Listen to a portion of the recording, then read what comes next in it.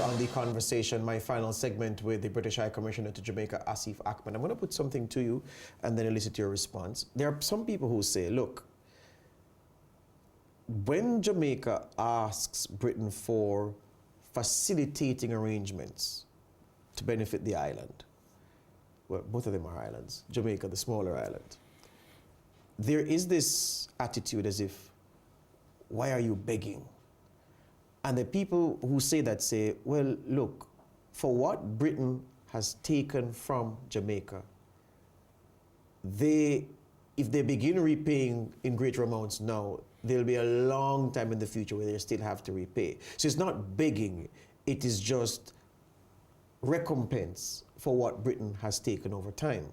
And so, certain things such as security cooperation, grant funding in many respects, loans of the kind that are not onerous to repay should not be seen as if the country is going cap in hand to Britain, because Britain has an obligation to support Jamaica in a way to match or to mirror what Jamaica did in helping Britain to become what she is today. So they say all of that to say that the attitude of the British nowadays is almost as if Jamaica is just another island and not respecting Jamaica's position as one of the key contributors to the modern Britain that many enjoy now. Your reaction to Well, there's that? a lot of complex issues in that, and I can see exactly where it's coming from, and a lot of that is very relevant and depends on how you want to take that. Now, I have never encountered a representative of Jamaica, and I met P.J. Patterson when he was Prime Minister in Nigeria, yes, in 2003. And I've met visitors in London, I've seen the High Commissioners and people I've dealt with over here. I've never seen anybody representing themselves in that superior, inferior role. Mm-hmm. Far from it. Jamaica is represented with great pride, yes, with great professionalism. And the modern relationship is about two sovereign countries who respect each other and have discussions, difficult and easy, and we just deal with the world that we find ourselves in. The assistance that we provide is based firstly on a clear criteria of need. In the Philippines, the Philippines was not eligible for development assistance because it was classified as a middle-income country, so yes, we wouldn't even do anything except for when they had problems with natural disasters, mm-hmm, when we were the #1 yes, donor. But we've made a commitment that 0.7% of our gross national income will always be given away as overseas development assistance. And then we match that against countries that are A, eligible, and B, where there's a need and a match and a meeting of minds. If there's been a difference, and I don't take full credit for it myself, but I'm partly responsible for this. From day one, what I said to the Prime Minister was, what we will be working with you on will be defined by your priorities, and we will get increasingly aligned. It's not here's an offer, take it or leave it. Mm-hmm. It is, you tell us what the priorities are, and we will try and match what we can do in these segments. And it's no surprise that we're working on security, because this is the biggest existential threat to Jamaica. Yes. Jamaica, in some respects, is at war with it itself, yes, when it has no other enemies. Yes.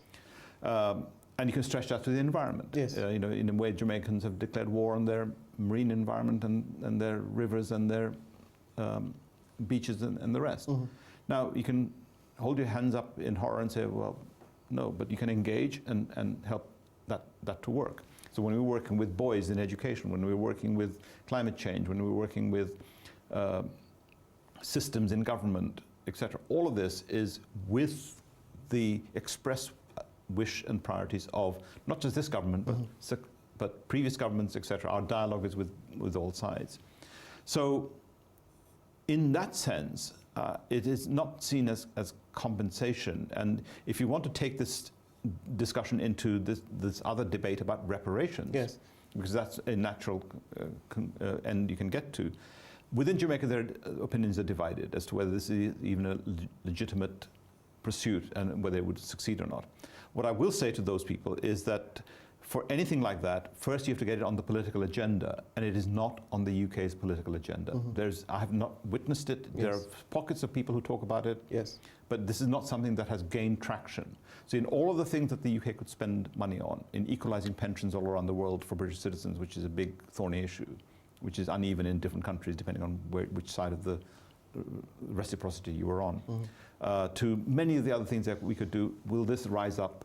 No. But you've started to hear about debates within Glasgow University, Cambridge University, about businesses recognizing the heritage of what slavery produced for the UK. And I think the biggest change I would want to see is our national curriculum changed. We tell our history in a very skewed way. If you talk to an average Briton in the teens and then coming out of university and ask them to recite British history, they'll talk to you with great fervor about Vikings, about Tudors, and then we had something called the Industrial Revolution. It was a bit smoky.